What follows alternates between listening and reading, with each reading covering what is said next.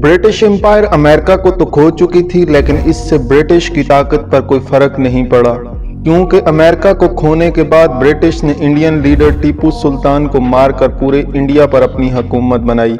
ये सब कुछ आज से 250 साल पहले हुआ था। 250 साल, जब एक तरफ पूरी दुनिया में बादशाहों की हुकूमत थी, लेकिन यहाँ अमेरिका में इनके पहले प्रेसिडेंट जॉर्ज वाशिंगटन ने पहली बार एक प्रेसिडेंशियल सिस्टम बनाया जिसमें अमेरिकन का कोई बादशाह नहीं था, और इनका प्रेसिडेंट भी सिर्फ 8 साल तक ही हुकूमत कर सकता था। इस रूल को हमेशा कायम रखने के लिए अमेरिका के पहले सदर जॉर्ज वाशिंगटन ने 8 साल बाद अपनी पोस्ट छोड़ दी। हालांकि उन्हें ऐसा करने की कोई ज़रूरत नहीं थी, क्योंकि इस वक्त वो अपनी पावर के पीक पर थे, लेकिन इनकी इस कुर्बानी की वजह से आज तक अमेरिका का कोई एक प्रेसिडेंट भी इस रूल को नहीं तोड़ सका। और इसके साथ ही दुनिया का सबसे बेहतरीन मेरिट का सिस्टम बनाया, जिसकी वजह से आहिस्ता आहिस्ता अमेरिका की इकानमी पूरी दुनिया में सबसे तेजी से आगे बढ़ने लगी। मतलब सिर्फ कुछ ही सालों में अमेरिका की कॉटन इंडस्ट्री 1000% इंक्रीज हुई। लेकिन अब तो अमेरिका की ये सारी इकानमी अफ्रीकन ब्लैक स्लीव्स की वजह से चल रही थी, लेकिन यहाँ एंट्री होती है अमेरिका के एक प्रेसिडेंट जो आज तक अमेरिका के सबसे फेमस प्रेसिडेंट रहे, अब्राहम लिंकन, जिन्होंने प्रेसिडेंट बनते ही अमेरिका में एक बिल पास किया कि अमेरिका के सारे अफ्रीकन ब्लैक स्लीव्स को आज़ाद कर दिया जाए, और आज के बाद अमेरिका में कोई भी किसी दूसरे का गुलाम नहीं होगा। अब्राहम लिंकन के इस डिसीजन के बाद जो लोग अमेरिका में ब्लैक स्लीव्स ट्रेड से फ़ायदा उठा रहे थे, उन्होंने लिंकन के इस फैसले से अमेरिका के खिलाफ बगावत कर दी, और इस तरह अमेरिका की हिस्ट्री की सबसे बड़ी सिविल वार शुरू हुई। लेकिन अब्राहम लिंकन कुछ ही सालों बाद ये जंग तो जीत गए, लेकिन इस जंग से अमेरिका को बहुत नुकसान हुआ, मतलब मिलियंस ऑफ लोग मारे गए। लेकिन एक बहुत बड़ा फ़ायदा भी हुआ कि अमेरिकन ने ये जंग जीतने के लिए इतने गन्स और वेपन्स बनाए कि अब अमेरिका के पास पूरी दुनिया से ज़्यादा वेपन्स पड़े हुए थे। सिविल वार जीतने के बाद अब दुनिया में एक बहुत बड़ा चेंज आया था, क्योंकि अब तक दुनिया की जितनी भी एनिमेशंस हुई थी वो इस पुरानी दुनिया में हुई थी, लेकिन अब दुनिया की सबसे बड़ी एनिमेशंस अमेरिका में होने लगी। टेलीफोन, सेविंग मशीन, इलेक्ट्रिसिटी और दुनिया का पहला एयरप्लेन भी अमेरिका में बना। इन सारी एनिमेशंस के साथ साथ अमेरिका में दुनिया के सबसे ज़्यादा वेपन्स भी बनाए जाते थे।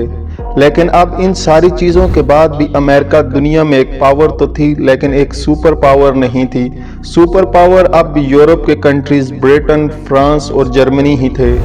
तो अब अमेरिका को सुपर पावर बनने के लिए एक ऐसे इवेंट की ज़रूरत थी जिसमें ये सारे सुपर पावर ख़त्म हो जाएं और सिर्फ अमेरिका ही बाकी रह जाए।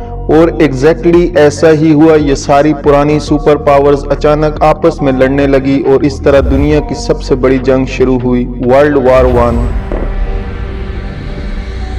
एक तरफ दुनिया की सारी पुरानी सुपर पावर्स जब आपस में लड़ रही थी, तो अमेरिका इस जंग से बहुत दूर बिल्कुल आराम से ये सब कुछ देख रहा था। और ब्रिटिश एम्पायर की बहुत मिन्नतों के बाद भी वो इस जंग में आखिरी मिनट तक शामिल नहीं हुआ, और पूरी जंग के दौरान अमेरिका इन सब को वेपन सप्लाई करता रहा। वर्ल्ड वार 1 में दुनिया में सब एक तरफ दुनिया की सारी पुरानी सुपर पावर्स लड़ रही थी, जिसकी वजह से इनकी इकानमीज बहुत ही ख़राब हो चुकी थी। तो सेम टाइम दुनिया में सिर्फ एक ही स्टेबल करेंसी और एक ही स्टेबल कंट्री थी, अमेरिका और डॉलर। जब आखिर वर्ल्ड वार 1 के हालात बहुत ही ज़्यादा ख़राब हो गए, तो आखिर अमेरिका ने ही आकर यूरोप को इस जंग से निकाला और ये जंग जीत गया। और पहली बार वर्ल्ड वार 1 के बाद अमेरिका एक सुपर पावर बनने की तरफ जाने लगा। इसीलिए पूरी दुनिया से लोग अमेरिका में अपने पैसे इन्वेस्ट करने लगे, जिससे अमेरिका की इकानमी, स्टॉक मार्केट और करेंसी दुनिया की सारी कंट्रीज से आगे बढ़ने लगी। लेकिन जैसे ही अमेरिका वर्ल्ड वार 1 के बाद अपनी पीक तक पहुंचा, अचानक आउट ऑफ नोवे अमेरिका की पूरी इकानमी क्रैश कर गई।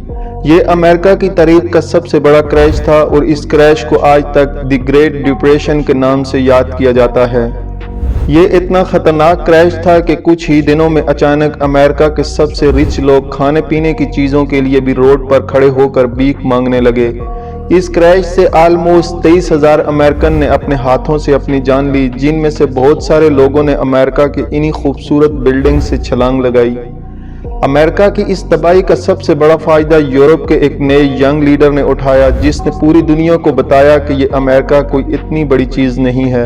ہمیں ایک نئے نظام، ایک نئے سسٹم کی ضرورت ہے، اور اس لیڈر کا نام تھا ایڈولف ہٹلر۔ ہٹلر کے پلان کے پیچھے پوری جرمن قوم کھڑی ہوئی اور انہوں نے ہٹلر کو فل سپورٹ کیا، اور اس طرح کچھ ہی سالوں میں ہٹلر جرمنی کا سب سے طاقتور لیڈر بن گیا، اور آہستہ آہستہ اس کے پاس اتنی طاقت آئی کہ اس نے جرمنی کے پاس ہی ایک دوسرے ملک پولینڈ پر حملہ کر دیا، اور اس طرح اگین دنیا میں ایک نئی جنگ شروع ہوئی، ورلڈ وار 2۔ لیکن اس ورلڈ وار 2 میں بھی امریکہ نے بالکل پہلی جنگ کی طرح اس میں حصہ نہیں لیا، اور اگین بالکل آرام سے بیٹھ کر ساروں کو ویپنز بیچتا رہا۔ ایک طرف ساری سپر پاورز لڑ رہی تھی اور امریکہ ان سب سے پرافٹ حاصل کر رہا تھا، اور اس طرح جنگوں سے پیسہ کمانا امریکہ کی آج تک عادت ہے۔ وہیں جرمنی میں ہٹلر بہت تیزی سے اپنے ویپنز اور آرمی کو بڑھا رہا تھا، اور بار بار ہر جگہ جا کر اپنی سپیچز میں یہی کہتا تھا کہ ہماری جرمنی کی ہارنے کی وجہ صرف ایک ہی ہے، یہودی۔ انہی کی وجہ سے ہم پچھلی جنگ ہارے، اور ہٹلر کے آرڈر پر جرمنی نے یہودیوں پر ظلم کرنا شروع کیا۔ لیکن یہاں اب مسئلہ یہ تھا کہ یہودی اس زمانے میں بھی دنیا کے سب سے انٹیلیجنٹ لوگ تھے، اور دنیا کے آلموسٹ سارے بڑے سائنٹسٹ یہودیوں میں سے ہی تھے۔ انہی میں سے ایک جرمن یہودی سائنٹسٹ کا نام تھا البرٹ آئنسٹائن۔ جیسے ہی ہٹلر نے یہودیوں پر ظلم شروع کیا تو آئنسٹائن جرمن ہوتے بھی امریکہ کو سپورٹ کرنے لگا، اور اچانک ایک دن ورلڈ وار 2 شروع ہوتے ہی آئنسٹائن نے جرمنی میں بیٹھ کر ایک بہت ہی سیکرٹ لیٹر اس وقت کے امریکن پریزیڈنٹ کی طرف بھیجا، اور اس لیٹر میں اس نے ایک بہت ہی امپورٹنٹ بات لکھی تھی: میں آپ کی طرف ایک بہت ہی سیکرٹ اور امپورٹنٹ لیٹر بھیج رہا ہوں۔ جرمنی کا فیوچر ہٹلر ایک بہت ہی خطرناک ٹیکنالوجی پر کام کر رہا ہے، جس کے بعد دنیا میں کوئی بھی اس کے سامنے کھڑا نہیں ہو سکے گا، ایٹامک بم۔ یہ لیٹر میں آپ کی طرف اس لیے بھیج رہا ہوں کہ آپ امریکہ کے سارے سائنسدانوں کو جمع کر کے ایک امریکن ایٹم بم پر کام شروع کریں، تاکہ امریکہ جرمنی سے پہلے ایٹم بم بنا سکے۔ اس لیٹر کی بابت آئنسٹائن اپنی موت تک اسے ریگریٹ کرتا رہا۔ امریکن پریزیڈنٹ نے آئنسٹائن کا یہ لیٹر پڑھنے کے بعد اس پر فل سپیڈ ایکشن لیا، اور اس طرح امریکہ ایک عام فٹ بال اسٹیڈیم کے نیچے ایٹم بم بنانے لگا۔ اب جب امریکن سائنٹسٹ ایٹم بم پر کام کر رہے تھے تو اچانک جاپان، جو اس وقت جرمنی کا ساتھی تھا، اس نے امریکہ کی ایک پورٹ پر حملہ کر دیا، جس میں 2500 امریکنز مارے گئے اور بہت سارے شپس اور جہاز تباہ ہوئے۔ تو اب مجبوراً امریکہ، جو اب تک اس جنگ سے باہر تھا، اسے مجبوراً اس جنگ میں آنا ہی پڑا۔ امریکہ اپنی پوری فوج 1 کروڑ سولجرز کے ساتھ، جس میں سویلینز بھی شامل تھے، ورلڈ وار 2 میں داخل ہوا، جس کے کچھ سالوں بعد بالکل ورلڈ وار 1 کی طرح جرمنی دوبارہ یہ جنگ ہار گیا، اور اس کے لیڈر ایڈولف ہٹلر نے اپنے آپ کو ایک کمرے میں بند کر کے خودکشی کر لی۔ جرمنی تو اس جنگ سے نکل گیا، لیکن اس کا ساتھی جاپان ابھی تک اس جنگ میں تھا۔ تو امریکن پریزیڈنٹ نے جاپان کے اندر ہیروہیٹو کو یہ وارننگ دی کہ سرنڈر کر دو، ورنہ ہم تمہارا ایسا حال کریں گے کہ آنے والی پوری دنیا اسے یاد کرے گی۔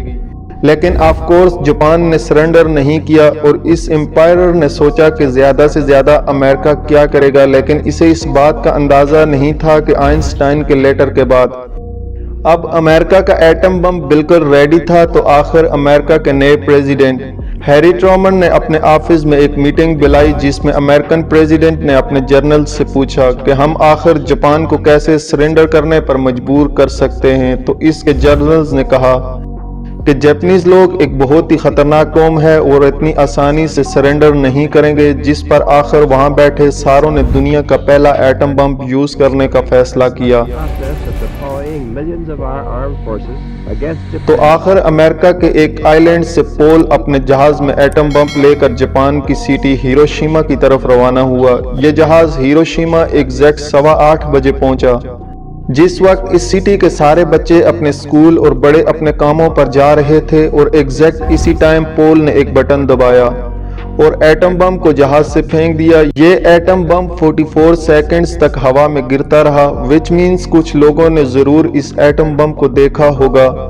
زمین تک پہنچنے سے پہلے اچانک آسمان میں ایک لائٹ آئی، اور ود ان اے سیکنڈ 70,000 لوگ ختم ہو گئے۔ اب جب جاپان یہ پتہ لگا ہی رہا تھا کہ اس کے ساتھ ہوا کیا ہے، तो सिर्फ 3 दिन बाद अमेरिका ने जापान के दूसरे शहर नागासाकी पर भी एक और एटम बम गिरा दिया, जिसमें 40,000 लोग मारे गए। इन धमाकों के बाद यूएस प्रेसिडेंट ने दोबारा जापान के एम्पायर को वार्निंग दी कि सरेंडर करो वरना हमारा नेक्स्ट टारगेट टोक्यो होगा। तो मजबूरन जापान ने सरेंडर कर दिया। इन धमाकों के बाद अमेरिका में एक बहुत ही इंटरेस्टिंग सर्वे किया गया, जिसमें अमेरिकन से पूछा गया कि अमेरिका ने यह बम गिराकर सही किया या गलत, जिसमें 85% लोगों ने यह कहा कि अमेरिकन प्रेसिडेंट ने बिल्कुल सही फैसला किया है। लेकिन आहिस्ता आहिस्ता लोग इस फैसले के खिलाफ होते गए और ये नंबर 85% से 50% तक आ गया, क्योंकि लोगों को समझ आ गई कि ये हमला अमेरिका ने बिल्कुल इनोसेंट सिविलियंस पर किया था। आपने सुना होगा कि जिन पायलट्स ने ये एटॉमिक बम्स इन सिटीज पर गिराए थे, उन्होंने भी इसके बाद सुसाइड कर लिया था। लेकिन ये भी बिल्कुल झूठ है, बल्कि ये दोनों अपनी मौत तक इन धमाकों को डिफाइंड करते रहे। इनके दिल में ज़रूर कोई न कोई शर्मिंदगी होगी, क्योंकि उन्होंने ये वसीयत की थी कि हमारे मरने के बाद हमारे जिस्मों को दफनाने के बजाय आग लगा दी जाए। वर्ल्ड वार 2 के बाद अब पूरी दुनिया ने अमेरिका की ताकत को देख लिया था और अब अमेरिका एक सुपर पावर बन चुका था और अमेरिका की इकॉनमी डॉलर फुल पावरफुल हो चुकी थी, जिसके बाद अमेरिका ने यूएन बनाकर अपनी ताकत को और भी मजबूत किया और अमेरिका पहली बार दुनिया का वाहिद सुपर पावर और दुनिया की सारी कंट्रीज ने अमेरिका के सामने अपना सर झुका दिया, सवाए एक कंट्री के। अब दुनिया का सुपर पावर वही रह सकता था जिसके पास दुनिया में सबसे ज्यादा एटम बम हो। तो सोवियत यूनियन ने अमेरिका के सिर्फ 4 साल बाद अपना एटम बम बनाया और इस तरह वो अमेरिका को डायरेक्टली चैलेंज करने लगा और दुनिया में सुपर पावर बनने की एक नई रेस शुरू हुई। सुपर पावर बनने की ये रेस शुरू तो वेपन्स और एटम बम से हुई थी, लेकिन आहिस्ता आहिस्ता ये रेस इन दोनों मुल्कों की हर चीज में फैल गई। चेस, स्विमिंग्स, ओलंपिक्स और इवन साइंस, क्योंकि दुनिया का पहला शख्स जब सोवियत यूनियन से पहली बार स्पेस की तरफ गया तो अमेरिका ने इनसे जीतने के लिए नासा को इतनी फंडिंग की कि अमेरिकन साइंटिस्ट चांद तक पहुंच गए। दुनिया के सारे छोटे मुल्क भी इन दोनों सुपर पावर्स में एक की साइड लेने लगे, जैसे कि नॉर्थ कोरिया सोवियत और साउथ कोरिया ने अमेरिका का साथ दिया, पाकिस्तान ने अमेरिका और चाइना ने सोवियत का साथ दिया। इंडिया इस जंग में मोस्टली न्यूट्रल था, जो इसका बहुत ही ज़बरदस्त डिसीजन था, क्योंकि जिन कंट्रीज़ ने इस ज़माने में इन सुपर पावर्स का साथ दिया था वो आज तक इन्हीं कंट्रीज़ के ग़ुलाम हैं। अमेरिका और सोवियत के दरमियान इस रेस में पहल तो लड़ाई बहुत सख्त थी, लेकिन आहिस्ता आहिस्ता अमेरिका की स्ट्रॉन्ग इकानमी के सामने सोवियत खड़े नहीं हो सके और आखिर इस 40 साल की कोल्ड वार के बाद 1991 में सोवियत यूनियन टूट गया और अगेन एक बार फिर दुनिया का वाहिद सुपर पावर अमेरिका बना। अगर देखा जाए, जब पिछली सदी शुरू हुई 1900 में, तो दुनिया में बहुत सारी सुपर पावर्स थी, ब्रिटिश एम्पायर, फ्रांस, जर्मनी, उस्मानिया, रशिया। लेकिन इस सदी के ख़त्म होते ही दुनिया का सिर्फ एक ही सुपर पावर बाकी रहा, अमेरिका। लेकिन नई सदी शुरू होते ही अमेरिका के सबसे tallest tower world trade centre पर हमला किया गया 9/11। सब्सक्राइब।